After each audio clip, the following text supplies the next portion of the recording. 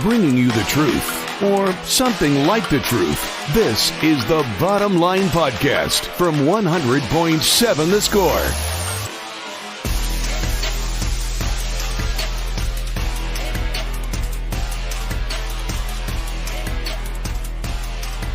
Hello and welcome into the Bottom Line. You've got us on 100.7 The Score and 107thescore.com, hanging out with you here all the way up to 3 o'clock. A full 3 hours with us today.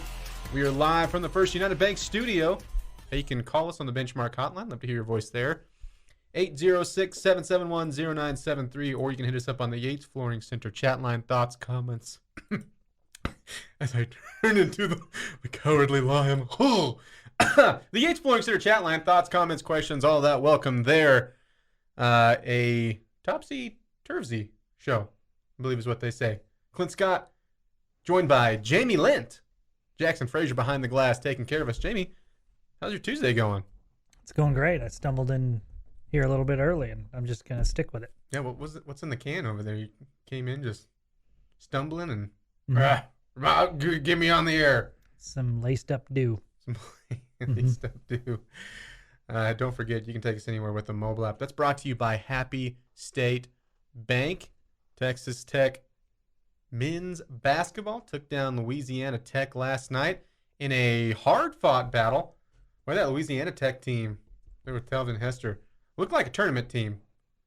Oh yeah, definitely. I mean, I think a lot of the issues that you had last night were, self-inflicted issues with turning the ball over and those kind of things. So I don't want to act like Louisiana Tech is probably going to be a 2 seed or anything like that. But I think they're a good basketball team. I think you saw them continue to battle and fight. Didn't shoot it great from the outside, but they found their way to the rim a bunch, which you like to see, a team that attacks the goal. So yeah, they definitely look like. What did it say last night? 9 consecutive years they've won 20 plus, which I think is a pretty impressive run. And I'd be shocked if that's tough to do in any conference. Yeah. It doesn't matter from all the way up to like the Big 12 to a mid-major to a directional state school. Like that's hard to do. Mm-hmm. Yeah, and so I feel like they'll be right there again this year. They were impressive, no doubt. Yeah, and you mentioned, again, the Red Raiders winning 64-55. At one point in the second half, going on an 11-1 run to kind of give you an expanded lead there that you never gave up. But, still, if you're going late in the second half and you're feeling a little uncomfortable, I think this was a good game for you to have, though. Actually, I think it was a great game for you to have before you face a really salty Creighton squad. And then whoever else you face in the Maui Invitational, because, it's tough teams there. And That was on accident. It's a little sneak peek for Action Jackson's play of the day, maybe? That was clearing yesterday. Oh, it was clearing yesterday. I was like, oh, yeah, here we go. Here's a highlight from last night. It's been a rough few hours for Jackson, I think. Yeah, kick rocks, Billy boy. Jackson. The only reason that we...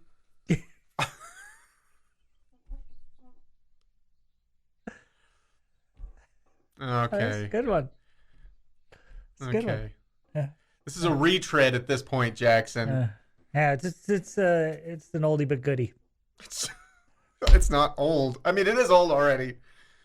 And it's not a goodie. Yeah. Old but doinky. Seriously, how do you hit both? And on both sides. Just get it. Just in between. Go in between the yellow. Bursillo. But you look at last night, and it did show you. It's still way early, but again, it's just showing you things that you clearly have to work on from a turnover perspective. I thought you rebounded a lot better, which is something that I wanted to see. But, again, you also, you look at the first name that pops into my head, and it's just an example right off the bat just because he's had a couple of rough games as far as turnover-wise with Pop Isaacs. But at the same time, last night, he showed you exactly why you should be excited about him. Sure. Can be a spark on offense, quick points. And then something else that I liked that you saw last night in your first truly tough game of the season where you're kind of having to battle it out, battle your own mistakes. You had your seniors Davion Harmon and Kevin O'Banner really kind of pull you through at times and look really good. And then I thought Bacho, you're just seeing more and more development with him. Love that he put a couple guys on his back and created his own space and just did one step to the basket and flushed it. I mean, to have that dynamic and hopefully grow more and more is huge for the Red Raiders as they face tougher and tougher opponents, and just to have that presence, especially until Fardaws gets back. I think that you still see what you need to work on, but I also think if you have a 20 turnover performance against Creighton, it could be bad. You turn the ball over 20 times, you can lose to just about anybody. Sure. Okay? Yeah. Just about. All right? And you're not going to beat good teams turning the ball over 20 times. I think it's somewhat expected because of the fact that you're, building chemistry with so many new guys, and then also the fact that you have so many young guys. Mm-hmm. I think that has something to do with it as well, that are experiencing this level of basketball for the first time. And I totally believe that the Red Raiders will settle down with that. I'm not saying it's going to be fixed by Monday when you play Creighton, but I got to believe that by the time Big 12 play gets around, you'll see a team that's doing a much better job taking care of the basketball than they are right now. So although I don't love it, I'm not uber concerned with it at this point. No, and really, I mean, to go in and to just play really well in the Maui Invitational, have a great early showcase would be great. But if it doesn't go the way you want a couple times in the tournament, it's not the end of the world, and it's not the main goal of getting better by the time you hit conference play, right? And it's not going to be panic button mode. But if you are looking, which they are, to go in and win, you can't have the same kind of turnover ratio. You just can't. Or else an older Creighton team could run you off the court. There's a reason they're a top 10 team. Right. I think, and another thing too that you see though on the positive side is development into kind of the system that Adams has in place. I mean, you see Pop Isaacs take a charge. You see guys trying to get in place to do that. Defensively, started off the game about as well as you could. And so all of that, I mean, you're seeing with a new team, there's always that question of the buy-in.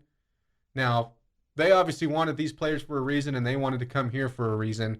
But still, sometimes there's kind of that, maybe just kind of rough edges that you're trying to work on as far as just understanding what you're supposed to be doing. Now, you're not always going to do it to perfection, but just the understanding of what they want you to do. And I think from a young squad and then some transfers, you're already seeing that kind of facet of the game as far as how Mark Adams wants his roster to play. It's interesting because you only gave up 55 points last night, but at the same time, I felt like they got to the rim a lot. And Bacho being in foul trouble didn't help in that regard. But so it was kind of, to me, an up and down night for the defense. Again, 55 points that's a pretty good number, right?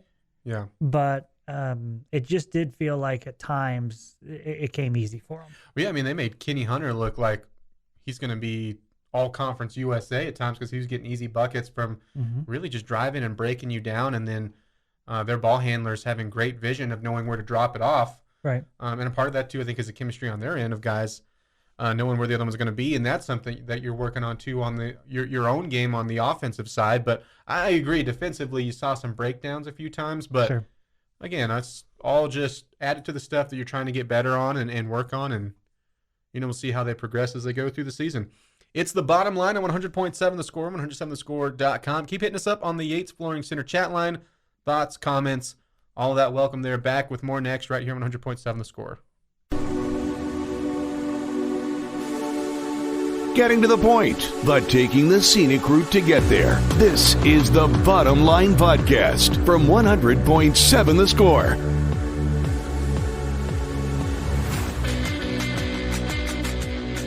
It's the bottom line on 100.7 The Score and 107thescore.com. Clint Scott with Jamie Lent and Jackson Frazier. Hitting us up on the Yates Flooring Center chat line. We get this question: is this an F-150 commercial? That's exactly what that music sounded like. Oh, really? You ever had a truck that went 0 to 100 in exactly 1 second? No. No, I have not. You ever driven so fast your eyeballs were in the back of your head? Ford F-150.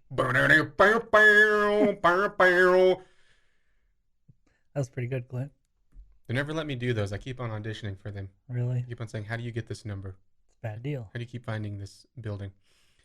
All right, it is time for a very special Tuesday edition of Kaylee's Dailies.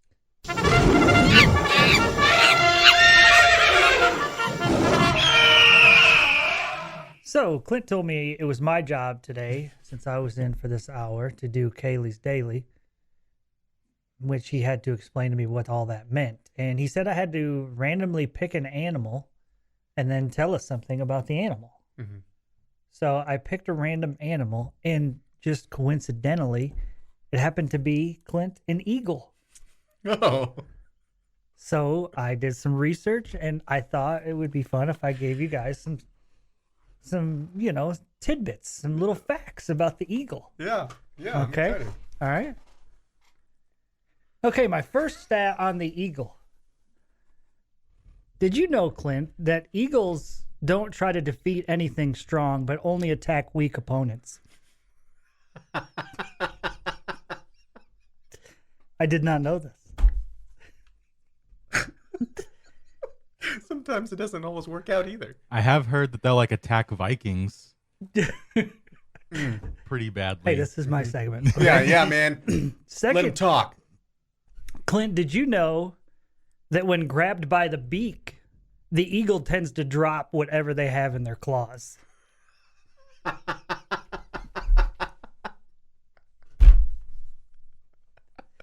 Just a random fact. Just a random fact that has nothing to do with anything. Yep. Right? Yeah. Okay. All right, my third fact about the eagle, one of the most beautiful animals on earth, right? Yeah. Mm-hmm. If an eagle or multiple eagles are stalking a possum, and the possum rolls over and plays dead, many times two eagles will still attack the dead possum. Out of assurance, it makes sense, you know. Okay. They always attack the possum's Heineke first, right? And the fourth random fact that I found out, I had no idea about, that when grounded, eagles actually enjoy kicking rocks. That is today's Kaylee's Dailies. Well done. I learned so much. I especially like the part where they have their beak grabbed and they drop whatever's in their claws. Yes. It's almost like it's kind of like a fumble in football. Oh, yeah, I didn't. Isn't That's that a weird connection? You can't get grabbed by the beak in football. That's a penalty. So then Oh. the fumble wouldn't happen in Oh. the first place. That was really good. Did you enjoy that, Jackson? Yeah, that was really good. Yeah, That was really good. Oh man, that was. Raiders. Just some random facts that I found out about the eagle. I feel like we're all a little bit more educated than we were before. And in no connection in any way possible, do you want to remind you, if you didn't catch Monday Night Football last night, the Commanders gave the Eagles their first loss of the season, 32-21. Reps were perfect. I hear. I don't have Zero complaints. This didn't have anything to do with that. That was. Oh, right. No, These were it just random popped in my head. I was facts. like, have we talked about a sporting event that we happened last night? When we talked about basketball, right? That happened last night. We know that. Sure. Did we ever actually talk about what happened? Monday Night Football. Everyone watches it. I mean, if you're a football fan, your eyes are on Monday Night Football. It's the only game that happened, and the Eagles lost. What was your favorite part of the game, Clint? Apparently, the refs' eyes weren't always on the Monday Night Football game.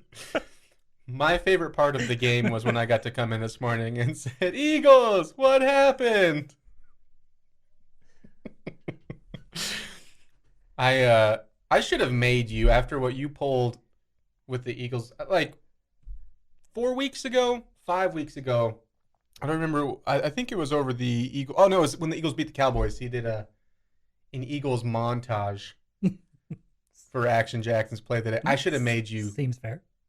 do the play where apparently Heineke played possum, and then the Eagles just couldn't contain themselves and just had to They pound just him on the kept ground. Two of them. Two of them. Keep going. They attack as a unit. You just got to make sure he's down. It's the He double tap. He looked pretty down. We get this on the Yates Flooring Center chat line. Give us your thoughts, comments, all that. Welcomed there. Shuck was more decisive in when to run or pass, certainly than what he was against TCU. Mm-hmm. If I could choose, I'd let Smith transfer, Shuck start next year, and Barron get 1 year older. I want Barron. Roll with Barron. Yeah, if I was going to have, Personally, I would want to roll with Barron, yes. I hate saying I want this guy to transfer, that guy to transfer, whatever, but I'd rather stick with the young guys. I think you can I'd rather say, stick with the young guys that chose us first. like, I want Barron to start, but I also, and I understand the reality that at least one is probably leaving. But I would love it if you started Barron next year and you still had the other two, because as you saw this year, you kind of need more than just one quarterback. And as you've seen every year, and especially at Texas Tech, this is not something that's new. Not next year, though. You don't have to next year. Next year's guaranteed. All the sports karma is coming back to us next year. All the breaks. We will have one quarterback the whole year. All the breaks. All the breaks. Eric on Wheels said, I was surprised by the quarterback play. Shook looked like he ran with more confidence compared to the Baylor game. Oh. Boy, especially if you're going off of his short stint in the Baylor game. It's like throw him to the wolves. Yeah, it was a very short stint. When it felt like he had 8 plays. Yes. One of them was a pick 6, and the other 7 were being sacked. That's what it felt like. Mm-hmm. This from the basketball game last night. Louisiana Tech has 10 returning players from last year's tournament team. Tech has 3. Also, Louisiana Tech's defense is a model of Tech's, which is important. And you could see that last night. Yep. Reasons that would cause the turnover issues in a closer game last night. Sure, I just think you played a good team, too. And you made your own mistakes, but they also sped you up at times. Mm-hmm. And they kind of understood when you were struggling. And, just pushed you right into it. So, again, I think that was a great game to have early in the season. I do. Yeah. A really under the radar opponent to have too, because you're going, you have this team of Texas Southern, then you have Louisiana Tech, and if you lump them all together, Louisiana Tech was clearly the best of the 3. And by the way, Texas Southern got their point guard back and then went and beat Arizona State. Yeah, scored 22 in that game. Yeah. Big difference maker. Laced up Wheat Strain. That's a good one. Okay. If Bacho gets hurt, this team will struggle defensively. Rim protection from him was also massive last night.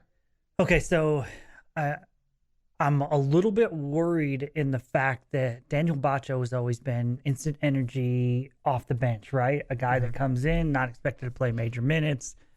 Come in, give us everything you've got. You got 5 fouls, use them all. Give us everything you can do. Grab every rebound, attack every attempted layup, whatever. He can't play that way as a key guy. Mm-hmm. Okay? He's got to play a little bit more careful at times, right? Sure. When we talked about earlier about that, at times, it felt like they were getting easy baskets at the rim. Mm-hmm. That changes when Daniel Bacho's in there, okay? So we need him on the floor more. So I'm a little bit worried about him taking that transition to being a bit player into being, okay, I'm a starter, I'm a major minutes guy, they need me on the floor. I have to pick and choose when to challenge shots. Mm-hmm. And there are times where I'm going to have to back off a little bit, and there are times where I'm going to absolutely go to try to block a shot. But he needs to learn to be that guy that can play hard with energy and all that and not foul. And right now, just because your hand is forced to do so, I think Kevin O'Banner, when needed, can step down and play the 5 and you play small ball. I just don't want to have you. I don't want that decision be made for you to do that, right? Right. And I do think he is a difference maker, even if he doesn't go up and block it, if he just makes you think about it. And that's something I think he needs to figure out too, defensively. It's the bottom line. We'll be back with hour number 2 on 100.7 The Score next.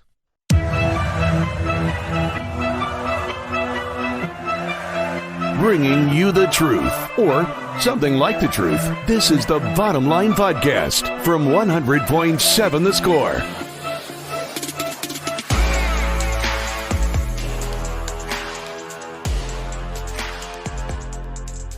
it must be Tuesday because Power Rangers theme is playing. Mighty Morphin is exactly how they've described the bottom line before. You've got us on 100.7 The Score, m107thescore.com. Clint Scott with Jamie Lent and Jackson Frazier. Jamie, have you been thrown off being here an hour early? Yes. Completely thrown off. Feels so weird. It's a fun weird, though. Fun weird. Which is pretty much how I describe the show every day.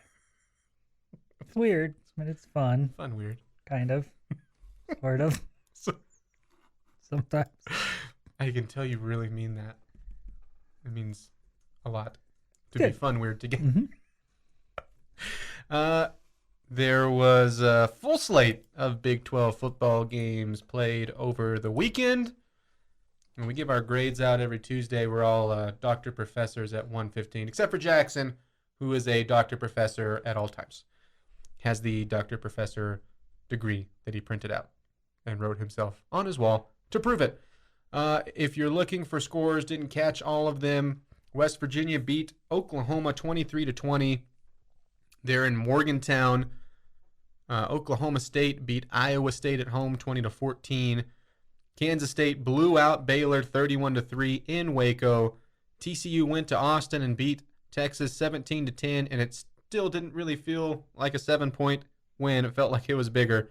It's because of a mess up there at the end of the game. And of course, Texas Tech took care of business at home against Kansas 43-28. Dr. Professor Lent, would you like to give out your grades as the season stands right now with the Big 12 teams? I would love to. Again, my grades based on my expectations for them at the beginning of the season and where they are now. Mm-hmm. TCU is an A++. So much better than I thought they were going to be. Mm-hmm. Consider me shocked at 10-0. Yeah. Okay? That is the only A.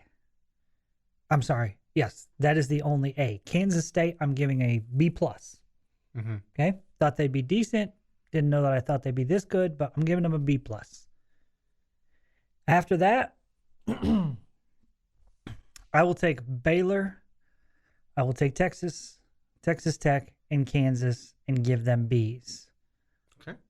Oklahoma State, I will drop to a B-. High expectations for Oklahoma State that they haven't come through for. After that, I am giving West Virginia, Oklahoma, Iowa State, all D-.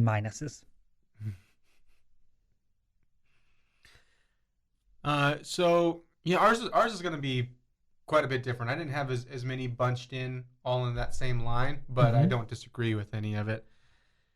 Let's start out same. What's the one? Isn't there like an S grade that's like Superior, Splendid, special, Splendora, Splendora, Splendid, Spartacus, Super Duper. Okay. Scary good. Whatever that is, that's what TCU is right now. Okay. I mean, 10-0. Was there a part of you that kept waiting for them to get like a loss though? Now they still have 2 games before they get to the conference championship, and there's no telling if they win that. But at the same time, I'm done picking against them. I haven't done it a lot after about the midway season, but still, like I'm done picking against them until they lose. Actually, is there a part of me that's waiting for them to get a loss? Do you mean down on a knee praying for them to get a loss? Yes.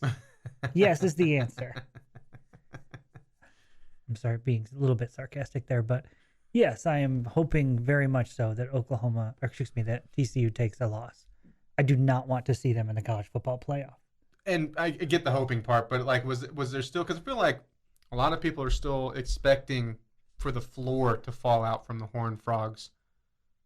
But at this point, they've beat everybody that was the other. I mean, I guess they still have Baylor, but I guess I just at some point expected them to have a bad game. Yeah. Where give them all the credit in the world for what they've done so far, but sooner or later balls wouldn't fall their way, whatever. They just have a bad day. Mm-hmm. And I kind of feel like I thought that was going to be West Virginia. Mm-hmm. And close to the fourth quarter, that was a tie game. Mm-hmm. And West Virginia just couldn't finish it. But I thought that they would lose last week to Texas, not because they would play bad, because I thought Texas was better. And they showed that they're not. And you look at exactly what you were saying expectation was. I think was the argument, and it was mine that I was waiting on for a while too. It's like, okay, well, what do they look like when the ball doesn't bounce their way, when they don't get every break that a game can offer? And I still don't think that they've seen a game fully like that, but at the same time, you have to give credit because part of that is they keep on putting themselves in position to not have it bounce away from them. Mm-hmm. I do have Kansas State as an A-, as now back in the driver's seat ahead of Baylor and Texas to be the number. Why? It's going to be gross when it's in all purple. Still some funny stuff could happen, but it certainly feels like we're headed for an all purple Big 12 championship game. Ugh. Your B grades go to Baylor and Texas right now just because even though Baylor had their hearts ripped out and Texas's offense, as up and down as it's been, it was ugly against TCU. Still kind of sitting in that range where you could still technically find your way into the Big 12 championship game. But it looks like that door is closing unless Kansas State has a meltdown. B-, I have Texas Tech and Oklahoma State. And the reason I have Oklahoma State here is, I mean, you look up and through all their struggles and stuff, and as bad as they are without Spencer Sanders, I mean, no one's going, boy, that Iowa State game was a good win. But Spencer Sanders comes back and does play late in the second half. Mm-hmm. So if they have him through all of this, you still look up and they're still 7-3. Sure.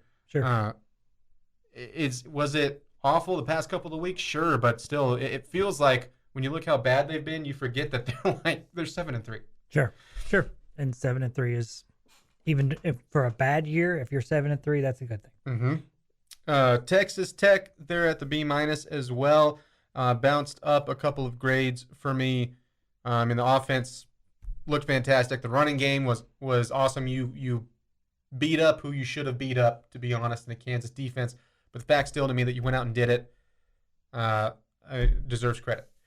Kansas is at a C+. The defense is just not good, torched on the ground. But still, when you look at expectations and all that. I think you should have Kansas higher. I'm just being hard on them. I want them to learn over the next couple of weeks. In the D grade, I have Oklahoma and West Virginia, who just played. OU, the reason that they aren't dropped any lower is because there's still one win from bowl eligibility. But again, if you go from the expectation side, it's been awful, horrible, terrible. A rare loss to the Mountaineers. Mm-hmm. Opposite side of that, West Virginia keeps their bowl hopes alive. Of course, do have to win out. And then D-, Iowa State, 1-6 in conference play. Not good. Same boat as West Virginia, though. Can still make a bowl game. They just got to win out. I was looking at like the crazy things that could happen where you would have all 10 teams bowl eligible, which at this point of the season tells you, to me, just how cannibalistic the conference is. Sure. All right, Dr. Professor Jackson. So I have TCU still at an A+. Mm-hmm. I have Kansas State back into the A category with an A-. In my B's, I had just like a regular flat B.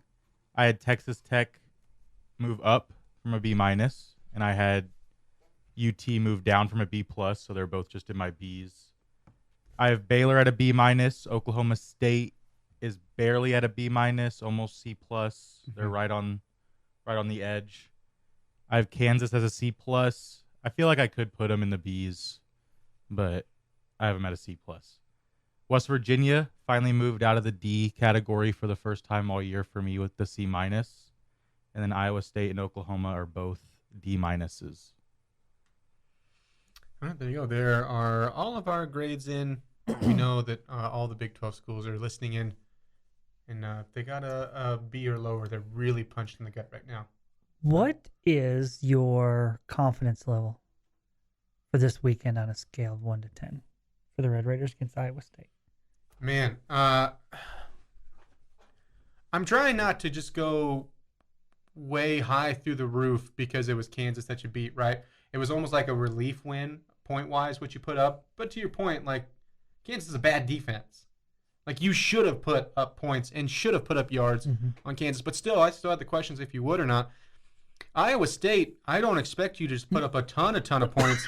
But to me, if they reach 24, that's incredibly disappointing. That offense is bad. and your defense is good enough to hold them down. So I don't know. Maybe I'm a little overconfident, but Iowa State doesn't really scare me all that much right now. I don't know. It's that Ames hasn't been the best place to go. For whatever reason, I just feel really confident going into that game this week. So are you above 7.5? I would say I'm at a 7.5. Take versus take next right here on 100.7 The Score. Getting to the point, but taking the scenic route to get there. This is the Bottom Line Podcast from 100.7 The Score.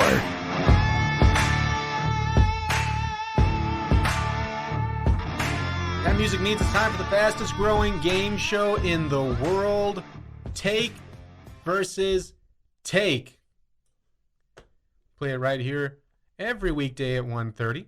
Got us on 100.7 The Score and 107thescore.com. It's the Bottom Line. Clint Scott with Jamie Lent and Jackson Frazier. I have the questions today. A lot of power in my hands. Will the question asker get a point today? Ooh. No, because I do it right and do it by the rules. I don't change it up as we go. The rules are set. That being said, I cannot pick up another victory. How are you two gentlemen feeling today? Terrific. Competitive? I'm feeling good. Feeling good? Feeling ready. Kick rocks, Billy boy. All right. What is the messiest thing you've ever eaten while driving?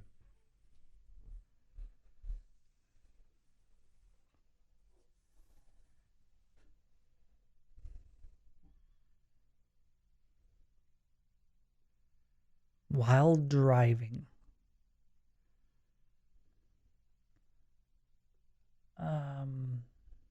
Spaghetti. Out of a tub or on a plate? Out of bowl. Yeah. Tub. Makes it sound like it's a 5-gallon. Well, no, like, you get like the old school Cool Whip tubs that you save, or like the Rubbermaid tubs. Mm-hmm. A 5-gallon spaghetti while you're driving. That's pretty messy. Mm-hmm. How successful were you? Pretty good. I made sure to chop it up before I left. So it wasn't that hard. Seems like that would make it harder. I feel like if you had twirlability, it would stay on the fair. fork. Yeah. That's fair. Jackson? I've done chips and queso. I put the queso in the cup holder. Mm-hmm. And then just... in a cup in the cup holder, or just straight into the cup holder? No, I just poured it into the cup holder. That's just... I've seen some gross cars. Mine isn't terrible, but not clean enough to eat it. If you were to pour it in the cup holder, that would be gross. It'd be disgusting. There's hair in this queso now. Goodness gracious. But I would say I was about 75% successful with the queso. Mm-hmm. Well, Team Spaghetti is going to win. Mm-hmm. That sounds way, way messier. I honestly did not expect a super messy answer from you, so this might have been tipped in Jackson's favor, but that's a pretty messy food to eat while you drive. Noodles and sauce. Mm-hmm. Yeah. I've done cereal a bunch. Oh, yeah. It's not super messy, but it's a challenge. My wife has... Don't tell my children that I do these things or have done these things. My wife watched me eat very hot ramen before we were dating, so this really... Shout out to her for seeing her future. That one didn't go super well. No, that's a bad deal. Soup part was kind of hot. Mm-hmm.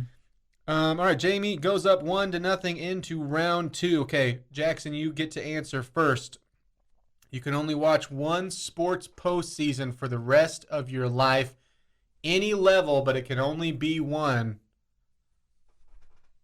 What are you sticking with? Do I get to watch the regular seasons of the other sports? Sure. Okay, then I'm gonna go with college basketball. If I can watch other stuff during the regular season, that's fine. I think that college basketball is the best playoffs. It's the most exciting time. Those first few days are just so exciting. There's just basketball on all the time. You start watching at 11, and there's basketball games until you go to bed, basically. So I think I would go with that. Yeah, it's not my favorite sport by any stretch of the imagination, but I'll pick the NFL postseason. I think the way they've increased the wild card weekend now is pretty exciting for that first weekend. I can't imagine living a life where I don't get to watch Super Bowl every year, and because to me that's such a fun family time and party time for everybody, and everybody gets excited for Super Bowl Sunday. So, yeah, I'm taking the NFL weekend. Those are my top two, and it's funny because if you go whole body of work, it's March Madness for sure. But if you go just best championship game, it's got to be the Super Bowl. But I'm going to give the point to Jackson, edged out, because it's my favorite. Now, if I would have said you couldn't watch the regular season, would that have changed your answer? Yeah, I probably would have done the NFL. I'm actually glad that you gave Jackson the point because I totally lied. I didn't mean anything that I said. I actually would pick college baseball over everything else. I love college baseball's postseason, but I was just trying to win the point. So I didn't really mean it about the NFL, although I do enjoy the family time on Super Bowl Sunday. All right. You didn't mean any of it. He hates family time with Super Bowls. Yeah. Give him his car, spaghetti. Get out of his way. He's driving away. So let's go. So you're not associated with any state, so you have to take out being from New York, Texas, all that out of your mind. So let's say you're a basketball recruit from Canada. You get four. You get 4 schools to visit. What basketball schools are you taking your visit to?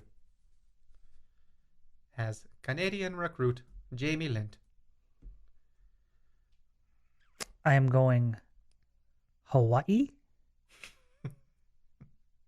I am going UCLA. I am going Duke. And I am going University of Colorado. All for seeing like hiking places, stuff like that? Yeah. Because I bet it'd be great there. Yeah. Buffalo. Yeah. Whatever. Okay. UCLA for I think the scenery. If I was an 18-year-old kid about to go to college, that would be important to me. The scenery at UCLA would be important. Duke because of the atmosphere and the excitement and all that. And it would be cool to be wooed by the Cameron Crazies. And Hawaii because of the hiking. It's Hawaii. Yeah, it's Hawaii. Yeah. All right. Jackson? Sorry, Canadian basketball recruit Jackson Frazier. I think I am going Duke, Kentucky,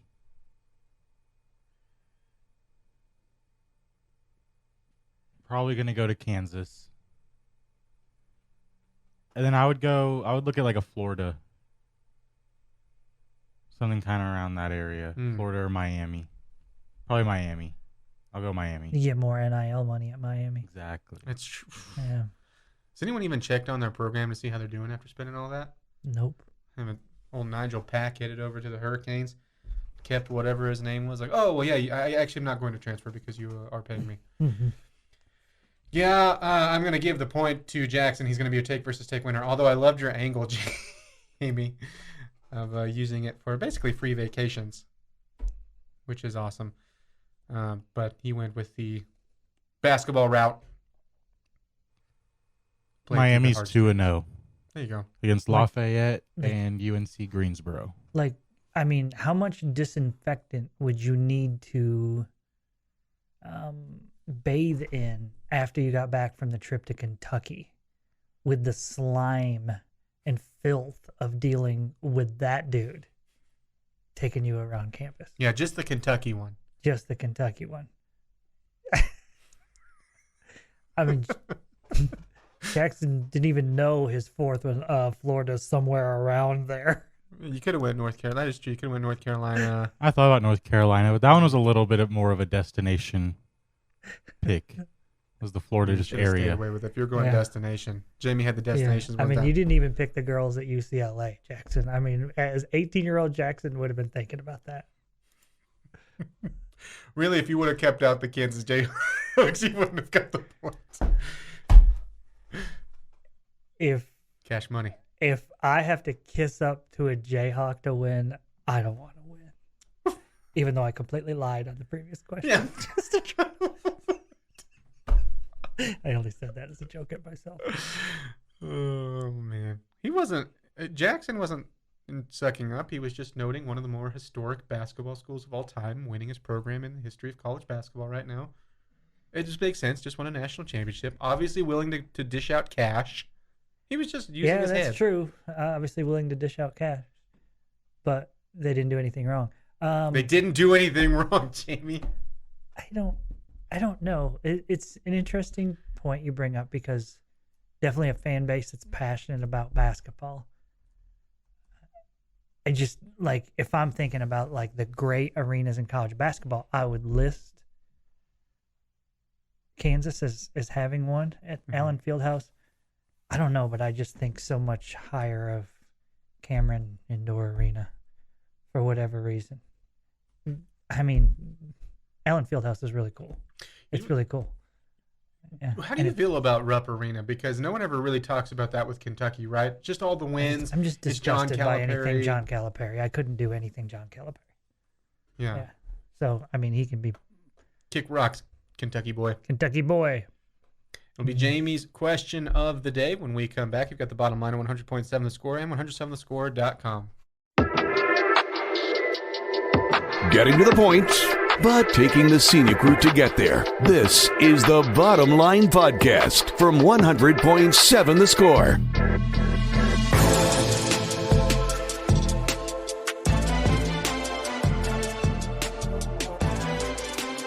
It's a Tuesday edition of the Bottom Line. You've got us on 100.7 The Score and 107thescore.com. Clint Scott with Jamie Lent and your take versus take winner today, Jackson Frazier. Jackson, how are you feeling after your big win? Good. I just really needed it. You seem pretty down today. Yeah, it's just Eagles bumming me out. I just really needed that one today. Do you want some Eagles facts? No, I'm okay. Repeat them. Sure. You know, not everyone. Hey, like, you know what? It's not fair. Not everyone listens every single hour or is able to, right? Mm-hmm. And Yeah, so, but this is... Oh, I guess that was the last hour. yeah, that was last hour, Jackson. This is hour number 2. We're about to be in hour number 3, so we might have to do it thrice. You know, equal opportunity for everyone that's listening to hear it, right? If you want, I mean, I can give you my Eagles facts. All right, again. it's now time for today's repeat edition of Kaylee's Dailies. I feel like the ugliest girl in the club. That's not what you were supposed to play. All right, so Clint asked me to pick a random animal and then pick some facts on this animal. So I randomly chose the eagle. No reason. No particular reason. I have 4 interesting tidbits for you to share, as Chuck likes to say, around the water cooler or when you get to the game, just so you can share with everyone around you. Mm-hmm. All right, here's some interesting facts about the eagle. Eagles do not try to defeat anything strong, but only attack weak opponents. It's a random fact. Random fact. When an eagle is grabbed by the beak, they tend to drop whatever they have in their claws. Mm-hmm. Random fact. Has Random fact. nothing to do with Monday Night No Football. connection. If the eagle or multiple eagles are stalking a possum and the possum rolls over and plays dead, many times 2 eagles will attack the dead possum. It's just interesting. I mean, It's very interesting. And the most interesting of the interesting facts about eagles is that when grounded, for whatever reason, eagles enjoy kicking rocks. you know, we've never gotten a true rise out of Jackson. I think I just learned a new rise level where he just has the smile where he's not really smiling. He's like, when I hit you with that bat. I'm just thinking of all the pain I'm going to cause you later. Jackson's like, he won't think he's so funny when I don't show up for work tomorrow.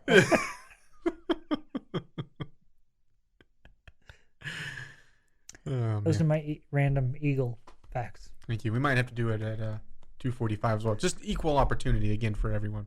Okay. Also, in case you missed it, the Commanders beat the Eagles last night, giving them their first loss of the season. Jamie, you have a question of the day for us? Sure. Jamie's question of the day on 100.7 The Score is presented by Bizarre Solutions. Call them today for a free cybersecurity audit. Today's question is, which of my 4 Eagles facts are your favorite? Today's question, okay, is I think it's the possum one. is leaning towards Red Raider football. Tech needs 1 win to get bowl eligible. Which of the final 2 games do you think is the most likely for the Red Raiders to win? I know it's a road game. I know things haven't always gone smoothly in Ames. I know at times Matt Campbell has absolutely had your number with their cloud defense. What does it mean? What do they do? Where are they? Oh, they're over there. Interception. I know all that. This offense is legitimately bad. Like, truly awful that you're facing. Hunter Deckers is the worst quarterback in the conference. No, I am going to be no question. Incredibly disappointed, again, if you allow over 24 points. And I think offensively, if you have the same level of output, and I know you could say, well, yeah, if you have the same level of points, of course you're going to win. No, I mean of just production, and if you can get the running game going, and now that if you can have a 3-headed monster, not just between Thompson and Brooks, but now if you get Valdez going again, who looked phenomenal. All we've heard about him through the offseason and through him kind of being injured this year and not being able to just be on the field. That's how excited they are about the kid. And he absolutely delivered. If you can have all of that, get the running game going, and then have the same Tyler Shucks making the same decisions and same kind of level-headed type of play, I see no reason why you shouldn't win in Ames. I'll be honest. Okay. I think Iowa State is truly bad. Truly a bad team. I think both games are actually pretty close when it comes to who you could like either way. It could go either way. But I do think Iowa State, you are better than on paper. And I think it'll be a little bit tough as a road game up there in the cold at night. But while their defense is good, I don't know if Iowa State's played a better defense in the Big 12 than Tech's. I don't know if I think Iowa State's is the best, and I think Tech's is the second best. And so while we're playing a tough defense, so are they, and their offense is a lot worse than ours. So I think it's going to be harder for them. And so I have to lean towards Iowa State as us getting that win. Okay, let me ask you this question. Which defense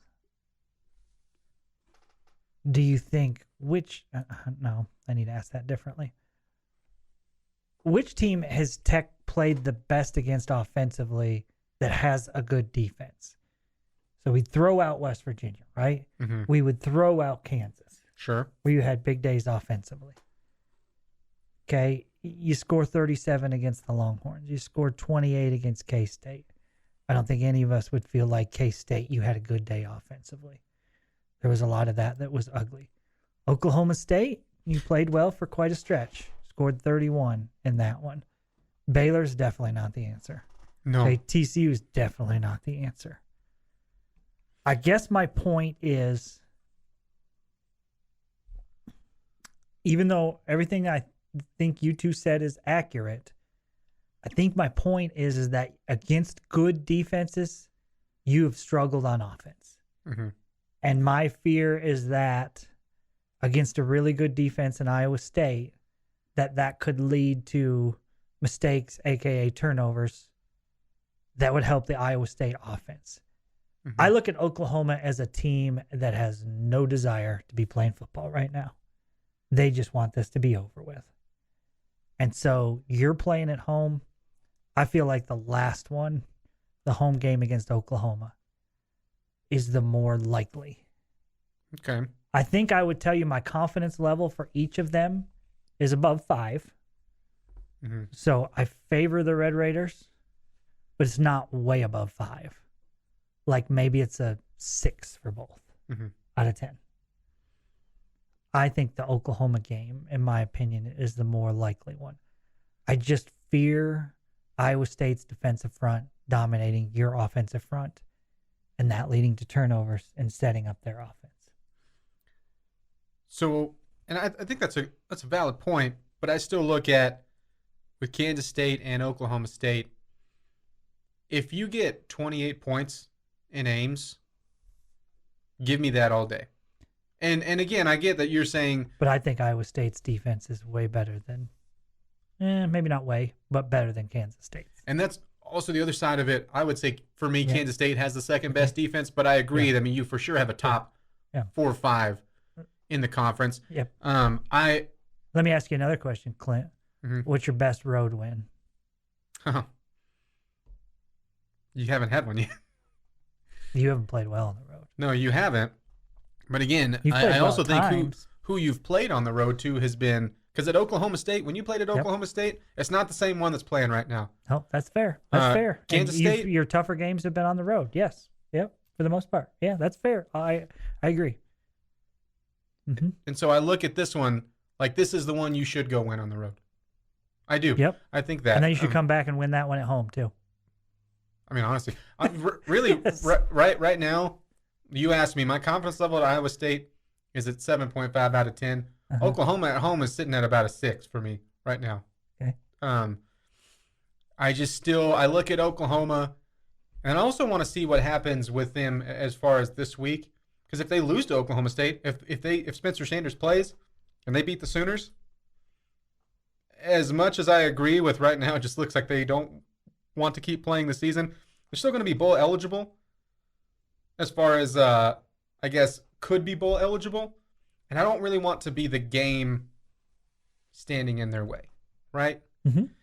And I think there's a little something to that as well. But still, I think that you should go into Ames and win this week, and I still feel good about the Oklahoma game. Better than you have, obviously, in years and years and years and years and years. Sure. There or here. Let us know what you think on the Yates Flooring Center chat line. We will welcome in Captain Sneederoo next. Thanks to Jamie for hanging out with us for a couple hours. Go have a good rest of your Tuesday. Go hit the road. Thank you. That's the plan. Back with more next on 100.7 The Score. This has been the Bottom Line Podcast from 100.7 The Score. Go to 100-7thescore.com for more from the Double T Sports Network.